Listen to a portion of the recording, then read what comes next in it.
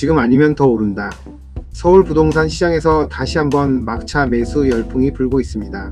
특히 서울 외곽 지역에서는 가격 괜찮은 급매물이 순식간에 사라지고 있고, 일부 다주택자들은 매도 대신 증여로 방향을 틀고 있다는 소식까지 나오고 있는데요.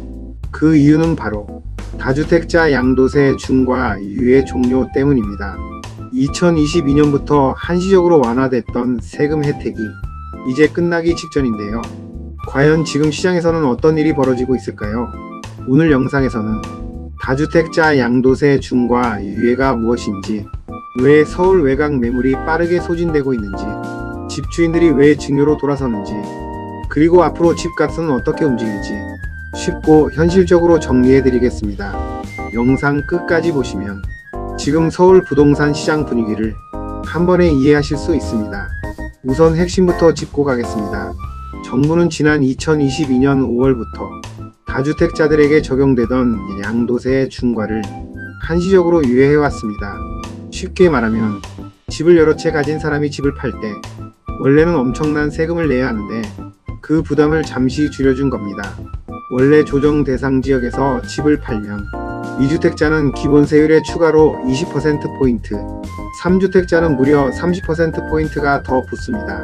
여기에 지방세까지 합치면 최고 세율이 무려 80%를 넘을 수도 있습니다. 즉, 집 팔아서 남는 돈 대부분을 세금으로 낼 수도 있다는 이야기죠. 그래서 정부는 매물이 시장에 나오게 하겠다는 취지로 중과를 잠시 유예했는데요.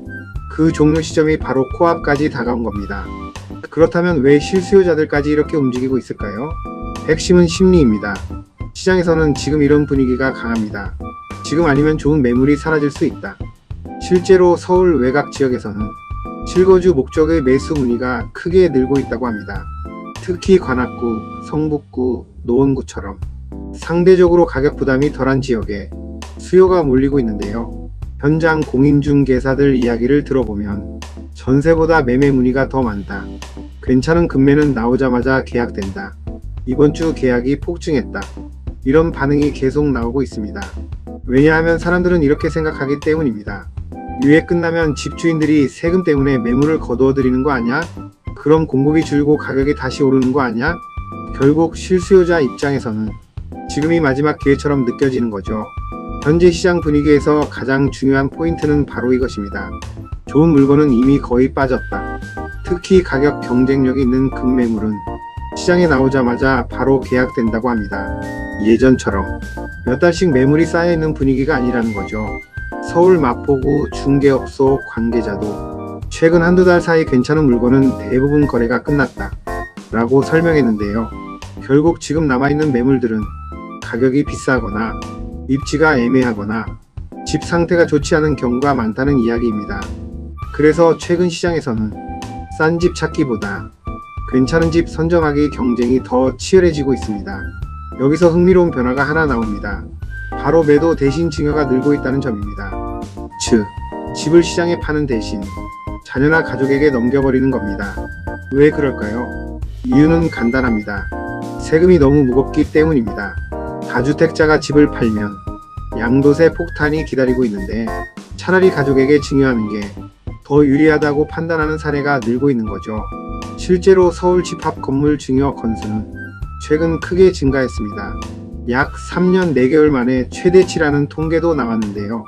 특히 오래 보유한 주택일수록 집주인들의 고민이 커지고 있다고 합니다. 왜냐하면 앞으로는 장기 보유 특별공제 혜택까지 축소될 가능성이 나오고 있기 때문입니다. 이 부분은 꼭 이해하셔야 합니다. 그동안 다주택자들은 오래 들고 있으면 세금을 줄일 수 있다 라는 전략을 많이 사용했습니다. 현재는 3년 이상 보유하면 최대 30%까지 세금 공제를 받을 수 있는데요. 그런데 정부가 실거주하지 않는 주택에 대해 이 혜택을 줄이거나 없애는 방안을 검토 중이라는 이야기가 나옵니다. 만약 현실화된다면 다주택자 입장에서는 버티는 전략 자체가 어려워질 수 있습니다. 그래서 지금 시장에서는 팔아야 하나, 증여해야 하나, 버텨야 하나, 이런 고민이 극도로 커지고 있는 상황입니다. 여기서 또 중요한 포인트가 있습니다. 서울 전체가 다 뜨거운 건 아닙니다. 오히려 양극화가 심해지고 있습니다. 올해 서울 아파트 거래량은 전체적으로 감소했습니다.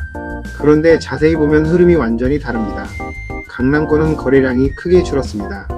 고가 아파트 시장이 위축됐기 때문인데요. 반면 비강남권, 특히 서울 외곽 지역은 실수요자 매수가 늘면서 거래량이 증가했습니다. 즉 지금 시장은 비싼 집은 조용하고 중저가 실거주 지역은 움직인다. 이 흐름으로 가고 있는 겁니다. 특히 금리 부담이 여전히 큰 상황에서 사람들은 감당 가능한 가격대, 출퇴근 가능한 지역, 실거주 가치 있는 곳 위주로 움직이고 있습니다. 그렇다면 가장 중요한 질문, 앞으로 집값은 어떻게 될까요? 사실 전문가들도 의견이 갈립니다. 다만 공통적으로 말하는 건 하나입니다. 정책 영향력이 매우 커졌다. 예전에는 금리 하나로 움직였다면 지금은 세금 정책, 대출 규제, 공급 정책이 훨씬 중요해졌다는 거죠. 만약 정부가 앞으로도 다주택자 규제를 강화한다면 매물 잠김 현상이 나타날 가능성도 있습니다. 반대로 규제를 완화하면 시장에 다시 매물이 나올 수도 있겠죠. 결국 지금 시장은 정책을 기다리는 시장에 가까워지고 있습니다. 정리해 보겠습니다. 현재 서울 부동산 시장에서는 다주택자 양도세 중과 유예 종료를 앞두고 실수요자들의 막차 매수가 몰리고 있고, 서울 외곽 알짜 매물은 빠르게 소진되고 있으며 일부 다주택자는 매도 대신 증여로 움직이고 있습니다. 그리고 앞으로 시장 방향은 정부의 추가 부동산 정책에 따라 크게 달라질 가능성이 높습니다. 여러분은 어떻게 보시나요? 지금 서울 부동산 시장 상승장의 시작이라고 보시나요? 아니면 일시적인 막차 수요라고 생각하시나요? 댓글로 여러분 의견 남겨주세요. 영상이 도움이 되셨다면 좋아요와 구독, 알림 설정까지 부탁드립니다. 다음 영상에서 더 빠르고 정확한 부동산 이슈로 찾아뵙겠습니다. 감사합니다.